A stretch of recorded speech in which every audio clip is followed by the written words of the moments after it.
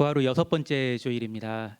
부활 후 여섯 번째 주일에 예배의 자리에 이렇게 함께 예배하기 위해서 나와 주신 우리 로고스 교회 귀한 성도님들 한 분 한 분을 우리 주 예수 그리스도의 이름으로 환영하고 축복합니다. 네, 오늘은 부활 후 여섯 번째 주일이기도 하지만 동시에 또 특별한 날이죠. 우리 여기에 앉아 계신 모든 분들에게는 다 특별한 날인데요. 네, 어떤 면에서 특별한 날일까요? 네, 어머니 날이죠. 네, 그리고 이제 한국에서는 어버이 날이 어제이기도 했어요. 그래서 오늘은 우리가 어버이 주일로 또 보내게 됩니다. 어버이 주일을 맞아서 오늘은 예수님의 비유를 통해서 우리 모두의 아버지이신 하나님 아버지의 사랑을 함께 생각해 보는 시간을 갖고자 합니다. 하나님 아버지의 사랑이 어떠한 것인지를 가장 잘 담고 있는 비유가 있다면 어디에 있을까요? 여러 가지 다른 비유를 생각하실 수도 있겠지만 아마도 많은 분들이 예수님께서 누가복음 15장을 통해서 들려주신 탕자의 비유를 생각하실 겁니다. 그 내용은 아마 잘 아실 거예요. 너무나 잘 아실 겁니다. 왜냐하면 교회에서 워낙 많이 들려지는 비유이기도 하고요. 또 성경을 많이 읽으신 분들은 누가복음을 읽으시면서 탕자의 비유를 많이 읽으셨으리라 생각합니다. 이런 내용이죠. 어떤 아버지가 있었는데요. 그 아버지에게 두 아들이 있었습니다. 큰 아들이 있었고 작은 아들이 있었겠죠. 참고로 저도 동생과 함께 자란 이제 두 아들로 자랐고요. 또 저도 아들이 둘이 있습니다. 근데 이제 두 아들이 장성했던 모양이에요. 장성한 두 아들 중에서 둘째 아들이, 그러니까 작은 아들이죠. 작은 아들이 아버지를 찾아갑니다. 아버지를 찾아가서 한다는 말이 무슨 말이냐면요. 이런 말을 합니다. 아버지, 제게 저의 푼깃을 나누어 주십시오. 무슨 뜻인가요? 분깃이 무슨 뜻인지 아시죠?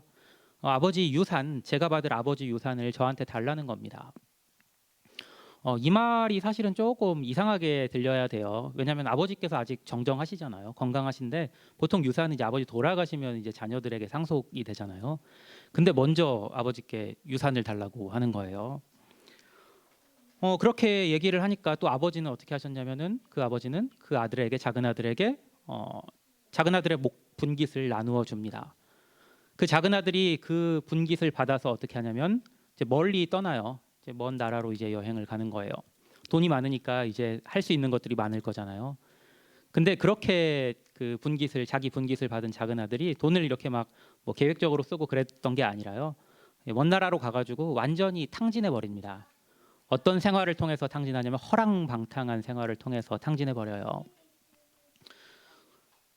그러니까 이제 돈이 없잖아요. 이제 돈이 없으니까 작은 아들이 한 일이 뭐냐면은 그 딴 나라에 있는 사람 중에서 어떤 사람의 집에 들어가서 돼지를 치는 일을 하게 돼요. 그러니까 쉽게 말하면 돼지 우리에서 돼지를 이제 돌보고 돼지한테 먹이를 주는 그런 일을 하게 된 거죠. 근데 돼지한테 쥐엄 열매를 이제 돼지가 먹잖아요. 그 쥐엄 열매를 주다가 이런 생각이 들었나 봐요. 돼지도 쥐엄 열매를 먹는데 나는 쥐엄 열매도 못 먹는구나. 신세가 너무 한탄스러웠던 거예요. 그래서 이런 결심을 합니다. 내가 차라리 아버지께로 다시 돌아가서 아버지의 집으로 가서 아버지의 아들로는 이제 내가 더 이상 있을 수가 없으니까 아버지께 나를 품꾼의 하나로 써달라고 해야겠다. 그렇게 해가지고 이제 멀리 떨어졌던 이제 오랫동안 가지 않았던 아버지의 집을 방문합니다. 근데 가는데 아버지가 멀리서 먼 발치에서 작은 아들을 본 거예요. 작은 아들을 보고 어떻게 하냐면요. 달려와서 그 작은 아들을 껴안습니다. 그리고 어떻게 하냐면요. 이렇게 하죠. 그를 위해서 가장 좋은 옷을 입히고 그리고 가장 좋은 음식을 내서 큰 잔치를 벌입니다. 이 예수님의 비유를 통해서 우리는 하나님의 사랑을 많이 생각하게 됩니다. 우리가 죄에 빠져서 허랑방탕한 생활을 했음에도 불구하고 우리가 하나님을 찾으면 하나님께서는 우리를 안아주시고 우리의 모든 죄를 용서해 주시고 우리를 하나님의 아들로 다시 삼아주시는 그 이야기이죠. 그런데 예수님의 이 탕자의 비유는 여기에서 끝나는 게 아닙니다. 어떤 이야기가 이어지냐면요. 큰아들의 이야기가 이어져요. 집에 있던 큰아들, 동생이 돌아왔다는 소식을 듣죠. 그리고 아버지가 동생에게 그에게 좋은 옷을 내주고 그리고 살찐 송아지를 잡아서 큰 잔치를 열었다는 그러한 소식도 듣게 됩니다. 그 얘기를 들었을 때 큰아들이 어떤 반응을 하나요? 어떻게 행동하나요? 기뻐하나요? 기뻐하지 않습니다. 어떻게 하냐면요, 노합니다. 성경은 노했다고 말하고 있어요. 그리고 나서 아버지에게 큰아들이 이렇게 볼멘 소리를 해요. 아버지, 내가 여러 해 아버지를 섬겨서 명을 어김이 없었거늘 내게는 염소 새끼 하나라도 주어서 내 벗과 즐기게 하신 적이 있습니까?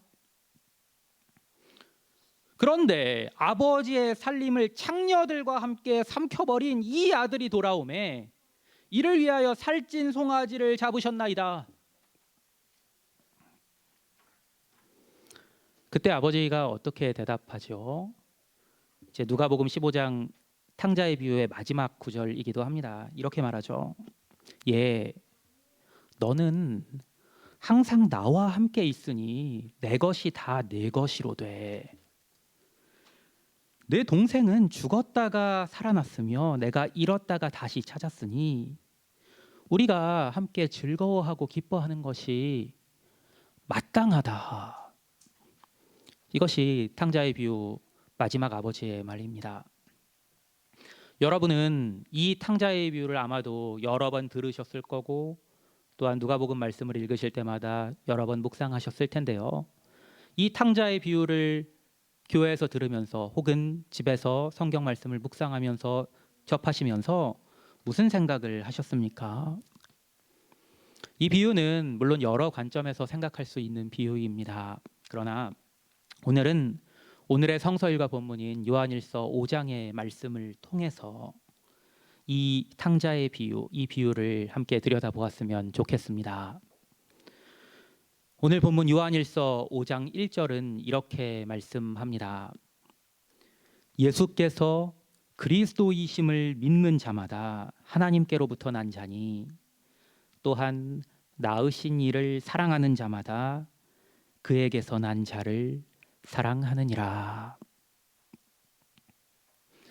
제가 이제 지난 한 주 동안에 이제 이번 주일 설교를 준비하기 위해서 오늘 이번 주일 성서일과 본문들을 하나하나 읽어갔습니다. 먼저 구약성경 본문을 읽었고요. 그리고 원래는 구약성경 본문인데 특별히 참 이번에는 사도행전 말씀이 특별히 있더라고요. 네, 어쨌든간 구약성서 본문에 해당하는 본문을 읽었고, 그다음에 시편 본문, 시편 말씀을 읽었고요. 그 다음에 요한일서 본문, 다음에 서신서 본문을 읽었는데 이 본문, 오늘 본문 5장 1절을 첫 절을 딱 읽는 순간에 불현듯 제 머릿속에 누가복음 15장 여러분께 들려드린 탕자의 비유가 떠올랐습니다. 아까도 말씀드렸지만 누가복음 15장의 탕자의 비유, 예수님의 비유는 큰아들을 향한 아버지의 이 말로 끝납니다. 이 내 동생은 죽었다가 살아났으며 내가 잃었다가 얻었기로 우리가 즐거워하고 기뻐하는 것이 마땅하다. 이 마땅하다는 말 익숙하지 않으세요? 지난주일 제가 설교했을 때 요한일서 4장을 본문으로 설교했을 때 요한일서 4장 본문에도 이 마땅하다는 말이 나왔었죠. 네, 요한일서 4장 11절입니다. 사랑하는 자들아, 하나님이 이같이 우리를 사랑하셨은즉 우리도 서로 사랑하는 것이 마땅하도다.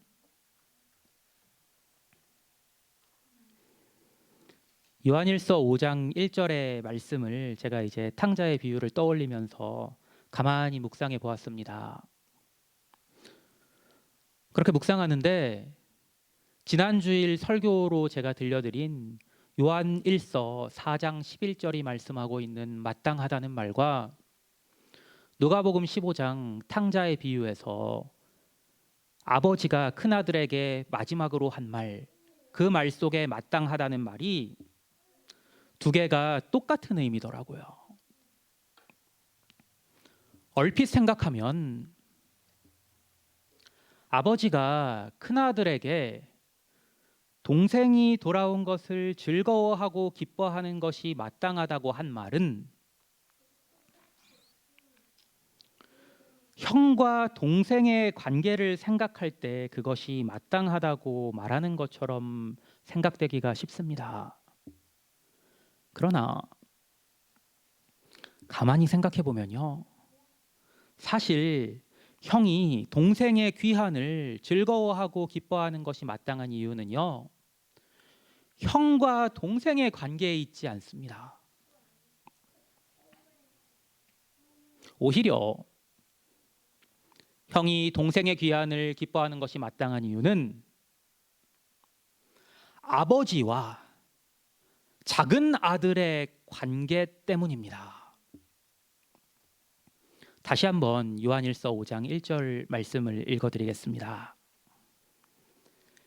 예수께서 그리스도이심을 믿는 자마다 하나님께로부터 난 자니 또한 낳으신 이를 사랑하는 자마다 그에게서 난 자를 사랑하느니라.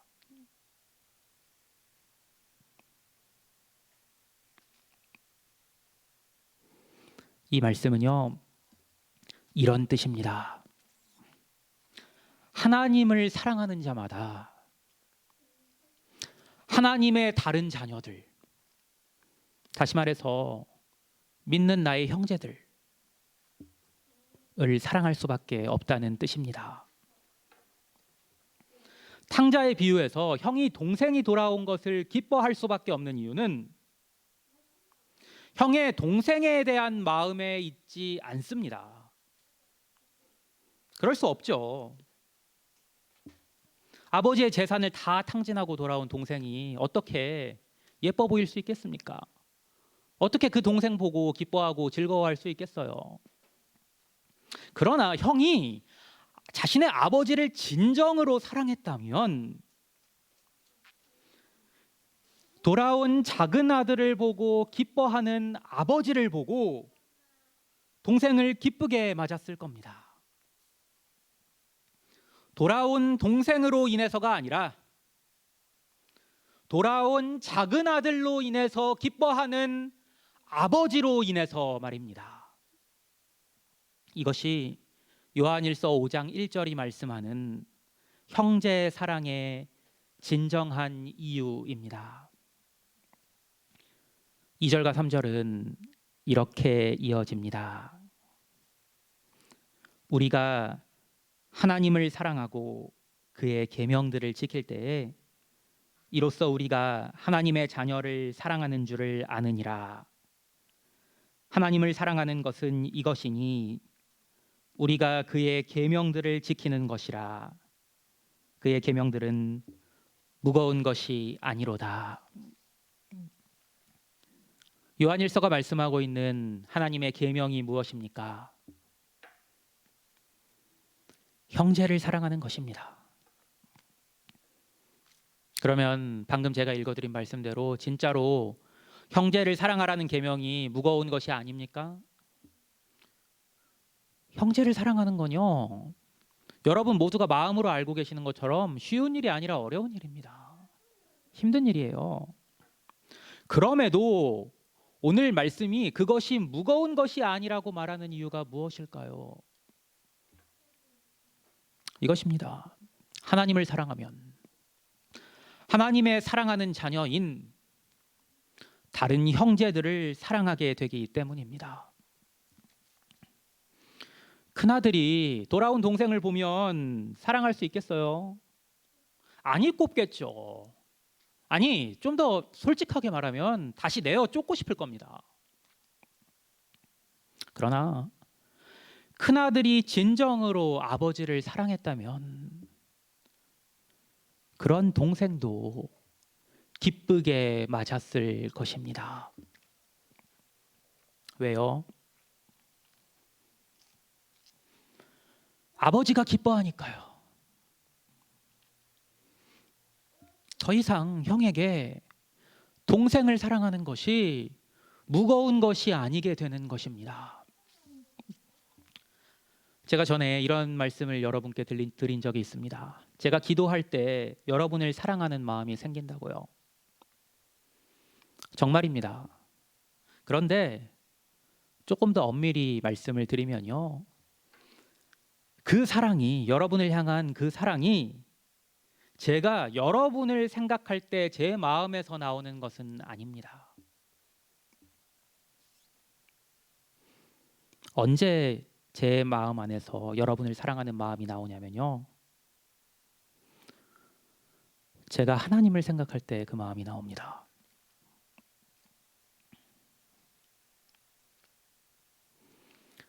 하나님께서 여러분을 사랑한다는 그 생각을 할 때, 그리고 하나님께서 여러분을 하나님의 자녀로 삼으셨다는 그 생각을 할 때,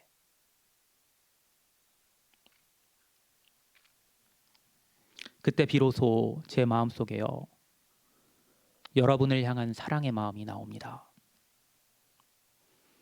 그래서 제가 여러분을 사랑하는 것입니다. 제가 한 가지 여러분 앞에서 장담할 수 있는 것이 있습니다. 여러분이요, 여러분 마음속에 생각할 수 있는, 여러분 마음에 안 드는 눈엣 가시 같은 형제가 있다면요, 또는 자매가 있다면요, 그 마음에 안 드는 형제 또는 자매를 사랑하려고 애쓰면 애쓸수록 그게 잘 안 될 겁니다. 형제를 또는 자매를 사랑하기 위해서는요, 그 형제를, 그 자매를 바라보면 결코 안 됩니다. 형제를 사랑하시는 우리 아버지 하나님을 바라보셔야 합니다. 큰아들은 동생을 단순히 자기 동생으로 봤기 때문에 동생을 받아들일 수 없었습니다. 동생을 자기 동생으로가 아니라 아버지의 사랑하시는 작은 아들로 봤어야 했습니다. 여러분도요, 여러분 힘으로 형제를 사랑하려고 하지 마십시오. 그건요, 여러분 능력 밖입니다. 여러분과 여러분의 형제를 같이 사랑하시는 우리 주 하나님 아버지를 바라보셔야 여러분은 여러분의 형제를 사랑할 수 있습니다. 그리고 성령께서는 우리 안에서 그때 그렇게 역사하십니다. 본문 4절과 5절은 예수님께서 하나님의 아들이심을 믿는 자는 하나님께로서 나서 세상을 이기는 자라고 말씀합니다. 그러면서 6절은 예수 그리스도께서 물로만이 아니라 물과 피로 났다고, 물과 피로 임하셨다고 말씀합니다. 정리하면 이런 뜻이죠.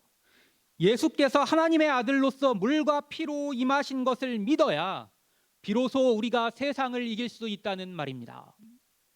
이게 무슨 뜻일까요? 사도 요한 당시에는요, 여러 이단 사상이 유행했는데요, 그 중에 하나가 이런 거였습니다. 예수님께서 요한에게 세례를 받으실 때 성령의 특별한 역사가 일어난 것은 맞다. 그러나 예수님께서 십자가에 못 박혀 죽으신 것은 하나님께서 계획하신 일이거나 또는 하나님께서 행하신 일이 아니다. 이런 이단 사상이 사도 요한 당시에 유행했습니다. 왜 오늘 본문에서 사도 요한은 그 이단 사상에 맞서서 예수님의 세례만이 아니라 예수님께서 십자가에서 죽으신 사건을 같이 믿어야 한다고, 그리고 그것이 중요하다고 강조해서 말씀하고 있는 걸까요? 어렵지 않습니다. 예수님께서 우리를 위해 피 흘리신 사건이 없이는 우리를 향한 하나님의 사랑이 우리 안에서 온전하게 경험될 수 없기 때문입니다. 예수님께서 십자가에서 흘리신 피가 우리 그리스도인이 알고 믿는 하나님의 사랑 그 자체입니다. 그래서 그 피가 우리 마음속에 뿌려지지 않는다면 하나님의 사랑이 우리 안에 온전히 심기어진 것이라고 말할 수 없습니다. 다시 말해서 예수님께서 십자가에서 흘리신 그 피가 그 마음에 뿌려지지 않은 사람에게는 하나님의 사랑이 온전히 심겨지지 않았기 때문에 그는 결코 세상을 이기는 믿음을 가질 수 없다는 뜻입니다. 그리고 형제를 사랑하는 사람이 될 수도 없습니다. 하나님의 사랑을 먼저 경험한 사람만이 그 사랑으로 인해서 형제를 사랑할 수 있게 되기 때문입니다. 형제를 사랑하는 사람이 온전한 믿음을 가지고 세상을 이기는 그런 사람입니다. 사랑하는 여러분, 여러분은 세상을 이기는 온전한 믿음을 가진 분들입니까? 예수께서 물과 피로 임하신 하나님의 아들 그리스도이심을 믿는 자만이 세상에 대해서 승리할 수 있습니다. 또한 하나님께서 낳으신 나의 형제와 자매를 사랑하는 자만이 그럴 수 있습니다. 그것은 세상에서 나오는 것이 아닙니다. 그것은 하나님에게서부터 나오는 것입니다. 그 하나님의 사랑이 우리 안에 거하시지 않으면 이 일은 결코 이루어질 수 없는 일이 됩니다. 예수 그리스도께서 여러분을 위해서 십자가에 펴서 피 흘려 죽으신 것을 믿는 사람만이 그 속에서만 하나님의 사랑이 거할 수 있고 그 사랑으로 인해 형제를 사랑할 수 있게 되며 또한 세상을 이기는 진정한 승리자가 될 수 있습니다. 사랑하는 여러분, 한번 여러분 앞에 서 있는 저를 가만히 바라보십시오. 여러분 눈에는 제가 어떤 사람으로 보이십니까? 여러 가지 생각이 드실 수 있을 거예요. 그런데요, 제가요, 여러분 눈에 하나님의 아들로 보이셔야 합니다. 그리고 여러분 주변에, 여러분 옆에 앉은 여러분의 형제 자매들을 한번 바라보십시오. 지금 여러분이 바라보고 있는 여러분의 형제 자매는 여러분에게 어떤 사람입니까?